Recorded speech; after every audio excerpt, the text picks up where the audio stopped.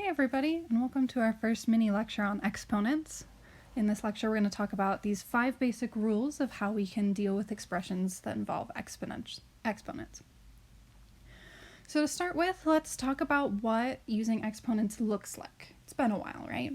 So to motivate it, let's think about how we use multiplication kind of as a shorthand for addition, and then we'll show how we use exponents as a shorthand for multiplication in that same way. So for instance, if we were trying to do something like add together 3 copies of 2, right, we're kind of doing that same thing over and over again, we could simplify that by saying we just want to multiply 3 by 2 to get those 3 copies of addition, right? So in this case, we're taking addition and we're shorthanding it into multiplication. Similarly, if we wanted to take 3 copies of 2 and multiply them together, that's going to look like is we're going to take this 2 at the bottom and have an exponent that's a 3, and this is going to be a shorthand that takes our multiplication into exponents. So anytime you just see that little number up in the top there, what that's telling you is that you want to multiply that number together that many times. So a little bit of terminology before we jump into those rules. If you see something like this 2 to the 3rd, this 2 at the bottom here is going to be what we call the base of our exponential expression. And that 3 at the top there is going to be the exponent part. So you might be hearing me use those words. That's what they're meant for. Okay.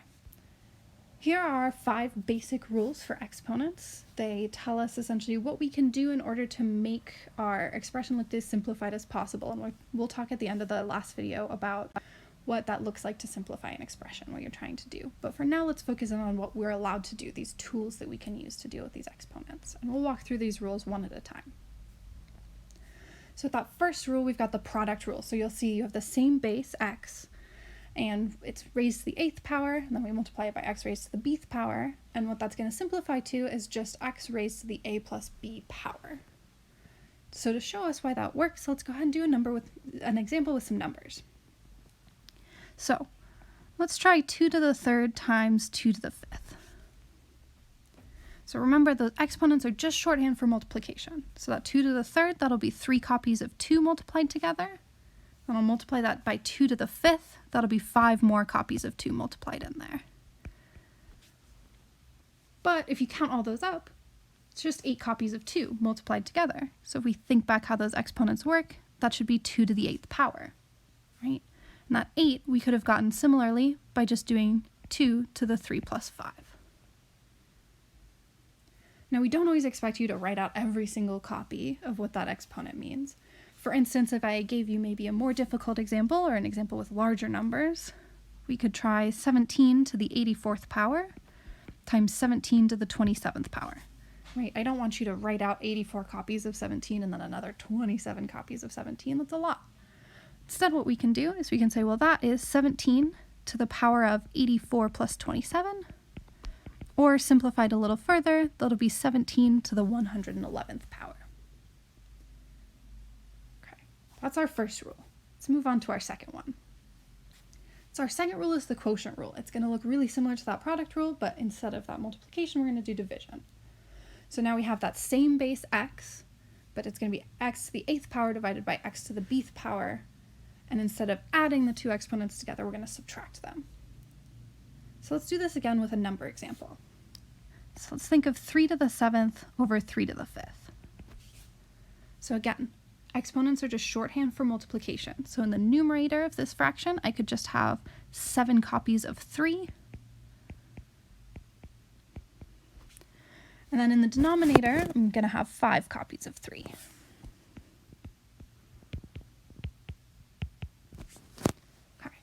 And if we remember back from how we simplify fractions, since all these things are multiplied in together, if there's anything the same in the numerator and denominator, I can cancel them out. So I can actually cancel out 5 of these copies of 3. What I'm left with is just those 2 copies in the numerator. Right? I just have the 3 times 3, which I can shorthand with those exponents as 3 squared.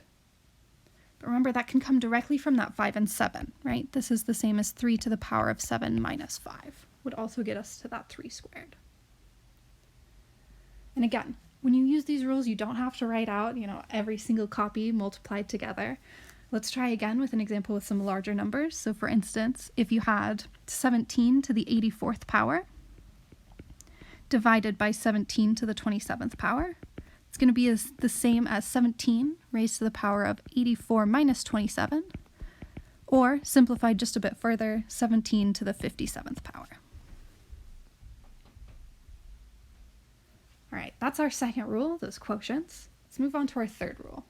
Third rule is going to be that power rule. So now instead of having two separate copies of our base, each raised to different powers, we're doing is we have a base raised to a power and then that whole thing raised to a new power. So again, let's work this one out with some numbers. So consider 2 squared and then raised to the third power. Let's go ahead and actually attack that outside power first, that third power. That tells me that I want 3 copies of 2 squared multiplied together, right? So I'm going to have 2 squared times 2 squared times 2 squared. And then each of these 2 squareds, each of those is 2 copies of 2, right? So I'll have my first copy of 2 times 2 times my second copy of 2 times 2 times my third copy of 2 times 2. Right, now all written out, you can count them up. We've got 6 of those 2's. So to use that exponential shorthand, it's going to be 2 to the 6th power. Right, and without writing them all out, we could have actually gotten that 2 to the 6th as 2 to the power of 2 times 3, right, using that rule.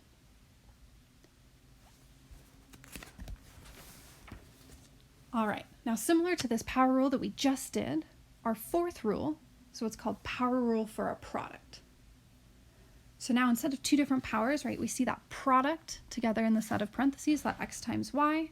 We're going to take that and put in parentheses, raise it to the 8th power. What that's going to do is it's going to tell us we should put the x to the 8th power and also the y to the 8th power. Let's try again, right? Another example with some numbers. So consider, we'll take 7 times 15 in our parentheses. We're going to raise that to the third power. So remember that third power, just shorthand for multiplication.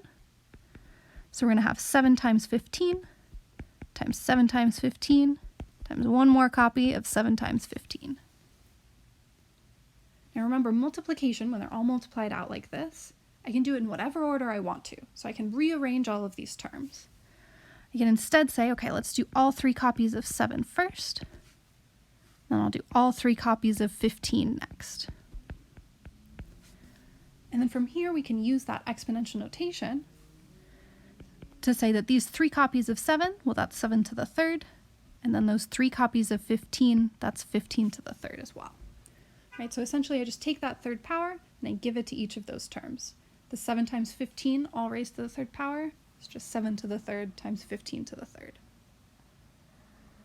Something to keep in mind with this rule is that you can distribute that exponent to however many terms are multiplied together. So in this example, and in the way the rule is written out, you just see 2 things, right? Just the 7 and the 15, just the x and the y. But you can actually generalize this to as many things as you want. So let's consider maybe a little bit more of a complicated example. I could take z to the 6th y squared 7x, all in parentheses, and then I could square that. So all I want to do is I want to give that power of 2 to every single one of the terms I see in here. So I'll take z to the 6th and I'll square it. I'll take that y squared and I'll square it. Take the 7 and square it. And I'll take the x and square it. Then we can use rule 3, that normal power rule, to simplify this a little further if we'd like. Right? So remember, anything with an exponent then raised to another exponent, we'll just multiply those 2 numbers together. So that z to the 6th squared is z to the 12th. Y squared squared is y to the 4th. That 7 squared we can just leave as a 7 squared. If you want to write it as 49 instead, that's also totally fine. And then we've got that x squared at the end. Okay, moving on to our 5th rule. 5th rule is going to be power rule for a quotient, so it's going to look really similar to rule 4, but again, we're going to have some division instead of that multiplication. To see how this rule works, we're going to use another example with some numbers. So let's consider the fraction 7/22 raised to the 4th power. So again, that 4th power is just a shorthand for multiplication. So we'll do 7/22, 4 copies of that all multiplied together. Now, if we think back to how fractions work, right, if I have a whole bunch of fractions multiplied together, I just multiply straight across the top and I multiply straight across the bottom. So what this is going to turn into is one big fraction with 4 copies of 7 multiplied together in the numerator and 4 copies of 22 multiplied together in the denominator.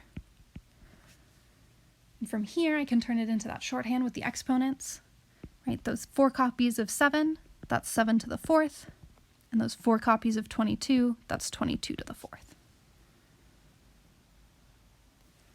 One last thing to consider is that a lot of times we'll really want to combine rules 4 and 5 together. So let's see what that's going to look like. So if I maybe have a more complicated fraction, let's consider 2xz in the numerator with 3y in the denominator. I'm going to raise that whole thing to the 3rd power. What I can do first is I can use that quotient rule. And I'm going to distribute that 3 into the numerator and into the denominator. So the numerator now is going to be 2xz, still in parentheses, raised to the 3rd power. The denominator will be 3y, still in parentheses, raised to that 3rd power as well. And then I can go back to rule 4, that product rule. And in that numerator, I'll give that power of 3 to each of those terms, right? I'll have a 2 to the 3rd, an x to the 3rd, and a z to the 3rd. And in the denominator, I'll have a 3 to the 3rd and a y to the 3rd.